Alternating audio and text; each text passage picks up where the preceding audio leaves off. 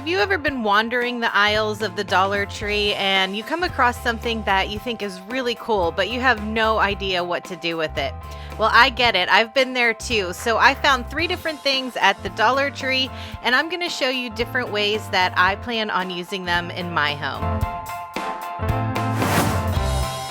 I think these round wooden pieces are intended to be just a simple tray, but if you take 2 of them and back them up together and use some stickers from the Dollar Tree, you can make a really pretty riser. I'm using a combination of wood glue and hot glue to attach these 2 trays together. You can see I put a little bit of wood glue along the outside of the bottom of one of the trays and some hot glue in the middle, and then I just sandwiched the 2 pieces together. After the hot glue had a chance to set, I took some of the rub and buff in the shade Antique Gold, and I'm just using my finger to apply it around the edges. Now don't worry about that seam where the 2 trays meet. I'm going to cover that up later on. I always found that the rub and buff is easier to put on with my fingers, but I do like to wear a glove because it does tend to stain a bit. You can also use a brush or a sponge, but because of the shape of this tray, I just figured using my finger would be easier. Now, depending on what types of stickers you want to use to decorate your tray, you might want to change out what color you put around the edge. I chose the Antique Gold because I think it works really well with the sticker pack that I'm using.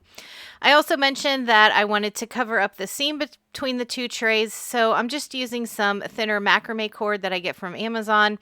I'm just using some hot glue to run along that seam and cover that up.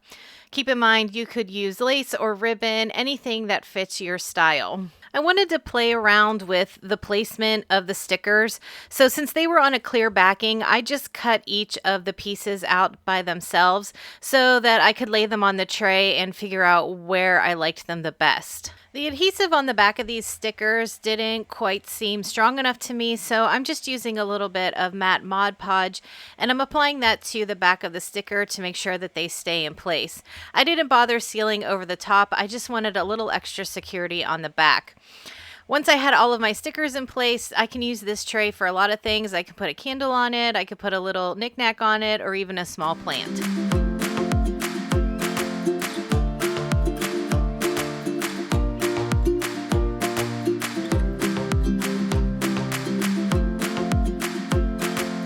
Because these wood trays have a flat back, I thought it would be really easy to turn it into a cute wall hanging. I'm using one of the circular wood trays along with some thinner macrame cord that I get from Amazon.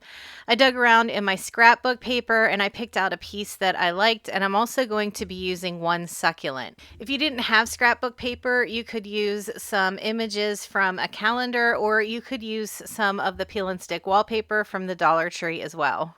Look around in your craft room and find something round that will fit inside of this wooden tray. I'm using this plastic disposable dinner plate. A lot of times I use these to put paint on, but it fit really well inside and it just left a bit of a border all around the outside, which was perfect. I traced that onto the back side of my paper and then I cut it out with scissors. I did a little dry fit to make sure that it fit well in there, and then I used my favorite paper crafting glue, which is the art glitter glue, and I stuck that down in the center of the wooden tray. I took that macrame cord and I looped it around the bottom of my wooden circle, and I brought it up to the top, and I left a good bit of room to act as a hanger. Once I had a good idea of the length that I needed of the cord, then I used that and I cut 2 more pieces the same length, so now I had 3 pieces that were all the same length. I used a piece of painter's tape to hold the 3 lengths of cord together, and then I used another piece of painter's tape and I taped it to my work surface. Then I just did a simple 3-strand braid the whole way down the length of the cord until I got to the other end. At the other end, I used another piece of painter's tape to hold those 3 ends together as well. I took the 2 ends of my braided rope and I folded them in half so that I could find the center.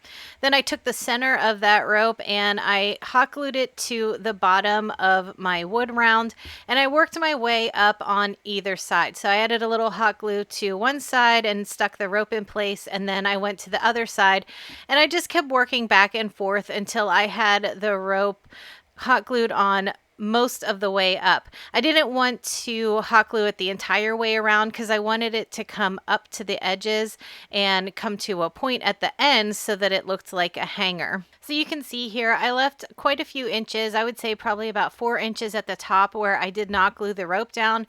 And that way the ends can come together, and that's how I'll hang this. I took the painter's tape off of each end of my rope, and then I cut another smaller piece of that macrame cord. And because this cord is made up of smaller pieces of cord all wound together to form a rope, I was able to take the strands apart and just use a few pieces of the same cord to tie the two ends together. The reason I did this is because it's the same cord, so when I tied the two ends together, you couldn't see the rope that I was using to tie them together. So it just looks like they kind of come together cohesively at the top, and you don't see where they're attached to each other. Once I had the two ends tied in place, then I just went through and I unraveled all of the ends and frayed them out a bit so that it had a nice fluffy look.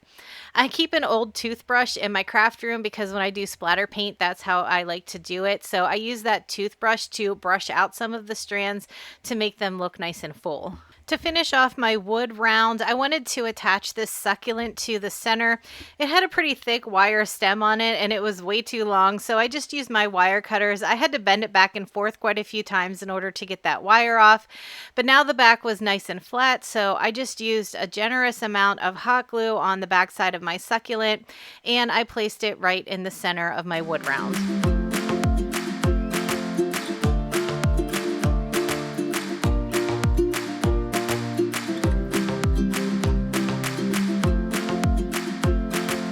I think the arch shape of these mirrors is so trendy right now, and I wanted to make a set of bookends that didn't take too long to put together. I'm also going to use a sheet of the peel and stick wallpaper you can get at the Dollar Tree, and I do have some thin wooden squares in my stash, but don't worry, if you don't have little wood squares like I do, you can just cut some squares out of cardboard instead. I was surprised to see that the backing on this mirror was held in place by screws. Most things at the Dollar Tree are just held in place with little plastic clips or little plastic notches. It was no problem though. I just used a screwdriver and I unscrewed all of the screws to remove the backing and the mirror. The Dollar Tree has a pretty big selection of these peel and stick wallpaper pieces. I really like this marble print on this one, and I thought I was going to need 2 sheets to start, but I ended up being able to do this whole thing with just 1 sheet. I started by peeling back just part of the backing piece and laying one of my mirrors down on top of it, and then I peeled the rest down and I laid the next mirror next to it. This way I wasn't messing around getting my hands stuck in places that I didn't need, and then I just went with scissors and cut around each of the mirrors. This doesn't have to be perfect because it's going to be covered up by the backing piece of this frame anyway. Also keep in mind, you can customize this to fit your taste. I'm keeping the frames black and I'm using this marble paper, but you could paint the frames, and then if you didn't have any of this peel and stick wallpaper, you could use contact paper, or you could even Mod Podge on scrapbook paper or even calendar pages. Another fun idea would be to go online and print out an image of some of your favorite books, and then you could Mod Podge those onto these mirrors as well. I didn't bother replacing the screws along the back. I just used some hot glue to lay the mirror in place, and then I added more hot glue to add the cardboard backing. I'm using the rest of that peel and stick wallpaper to cover up my wood squares. I took the rest of the backing off and then I laid each of the squares down on that scrap piece. I wanted to try to make sure there was at least a 1/2 inch border around each side of the squares. Sometimes it got a little bit close, but I made it work out in the end anyway. I went through and I cut the 2 squares out. Like I said, some of these borders got a little bit thin, but it worked out anyway. Then I took some of the bulk out of the corners by cutting a diagonal across each of the corners. And then I just set my wood square on my surface and pulled it toward me so that those flaps that I left around the square could be folded onto the back side. I used a bone folder just to make sure that that was nice and adhered down. And you can see it gave a really nice finished look to these wood squares. I wasn't worried about covering the opposite side where the paper was because you wouldn't see that anyway. So again, I just took the bulk out of the corners by cutting on a diagonal. And then I laid my wood square down and I pulled it toward me to fold those flaps in, and I really burnished it down with my bone folder. Now, because these frames are plastic, I was worried that the hot glue wouldn't adhere very well to them, so I just took a nail file along the bottom edge to rough up the surface a bit. I needed to glue my frame to my wood square, and you'll see here in a second, I glued it in the wrong direction to start. You should not have the outside facing the square. The outside of the bookend should be facing the opposite way.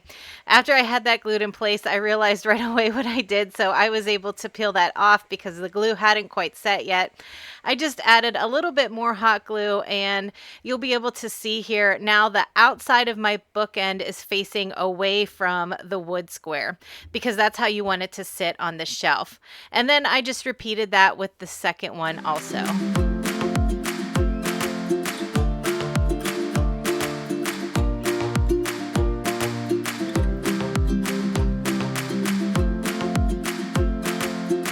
I wanted to turn this arched mirror into a mini cork board for either a bedroom or an office. I'm going to be using 2 of the adhesive cork sheets that you can find in the Crafter Square section of the Dollar Tree, and of course one of the framed mirrors.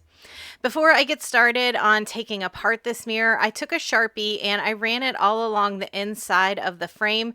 This is going to act as my template later whenever I go to put my cork sheets down. I used a screwdriver to remove all of the screws from the back, but this time I held on to them because I am going to be re-screwing the back on.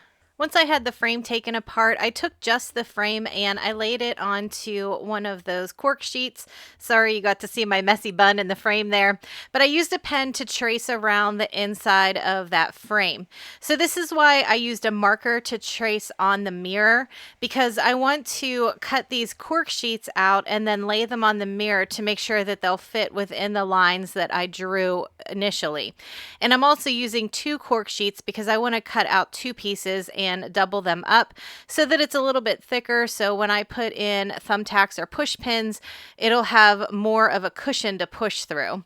So you can see here, once I got my first piece cut out, I set it on my mirror and I was checking where that marker was to see if I was inside of it, and I wasn't, so I just had to make some small adjustments. I cut a little bit off of one side and then a little bit off of the bottom, and it fit much better inside of that mirror. So then I took that piece that I cut out and I traced that onto my second cork sheet and cut a second piece out. And I made sure that I did a dry fit before I actually stuck any of them down. I really like these adhesive cork sheets. I actually think that the adhesive backing on these is pretty strong. In most cases, when I've used them in the past, I haven't had to add any extra adhesive. And because I'm placing this on a mirror, I figured it would stay pretty well. But one trick I have is only peel up a part of the backing sheet before you lay it down. Line it up on your lines as best as you can, and then as you're moving up towards the top of the cork sheet, just keep peeling some of that backer down, stick it down, and then keep moving on. So once I had my first piece of cork down, I did a dry fit with the frame to make sure that everything would fit through the opening pretty well before I laid down my second sheet. Now, once again, you can see I didn't bother painting the frame or anything here, but feel free to do that. You can change this up however you like that would fit your style. Now, I had 2 different ways that I wanted to use this, and I did want to make sure that I had the hanger at the top that was included with this frame. So I am adding just a little bit of hot glue to stick that mirror down to make sure that it was nice and secure. And then I placed that cardboard backer back on. But I did replace the screws this time because I wanted to see how easy it would be to do that, because sometimes it's a little tricky when you take something apart. It's a little bit hard sometimes to put it back together because you can't quite get everything lined up. But this actually worked out really well. So I just used the screw hanger that came with it and I screwed that right back in. And then I was easily able to line the other screws up where they belonged. And so this made it nice and secure, and I'm able to hang this up now. So I had two different ideas on ways that I would use a little cork board like this. One way is just to use it as a traditional message board. You could leave little notes for somebody that you have in your household, or if you or somebody you know is a pin collector. I like to collect Disney pins because I am kind of a Disney adult, so I thought this would be a cute way to display some of my favorite Disney pins.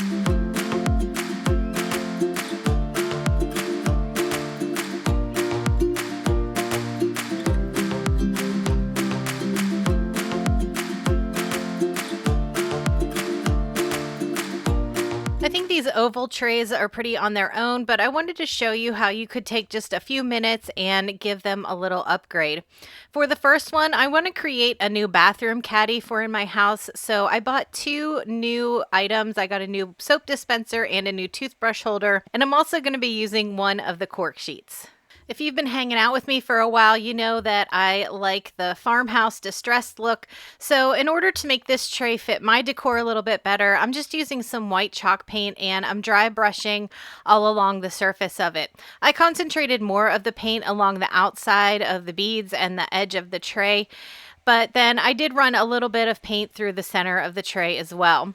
Now, one little tip I have, if you're ever dry brushing something wood like this and you feel like you got a little too much paint in certain areas, you can just go back through with a sanding block or a piece of sandpaper and sand some of that paint back off. I wanted to make sure that the back side of this tray wouldn't scratch my countertops at all, so I'm using a piece of that cork sheet and I just roughly traced around it. You can see that this piece doesn't fit the back of my tray very well at all, but it was enough that I had enough surface covered that none of it would scratch my countertops. And because this is self-adhesive, I was able to just take the backing off and stick it on the back side of the tray.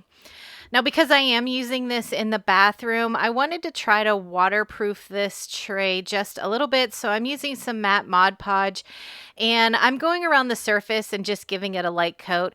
I don't think this is going to truly waterproof it, but I think it will protect it a little bit, especially with the soap dispenser being on there. I know that there's going to be some water dripping on it, but for $1.25, if it only lasts me a little while, it will be no problem to replace. The second idea I had for this little tray is actually a gift idea.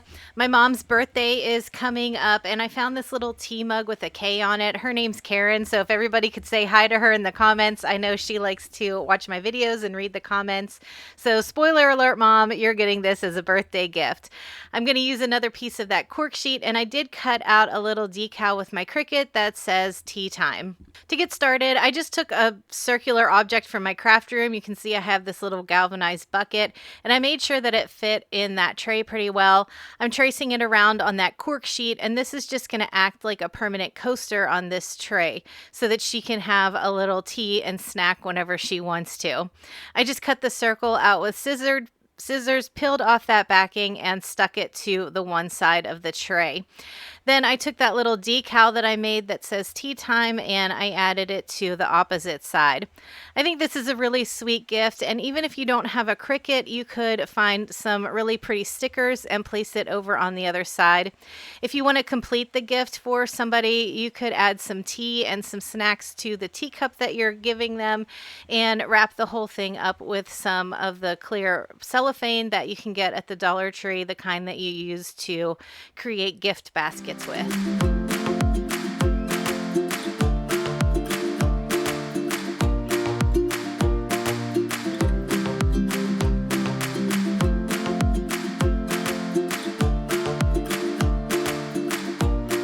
Thanks so much for coming to hang out in the craft room with me again today. If you like this video, make sure you give it a big thumbs up. Make sure you're subscribed so you don't miss any of my future videos. I hope you have a great week, and I'll talk to you in the next one.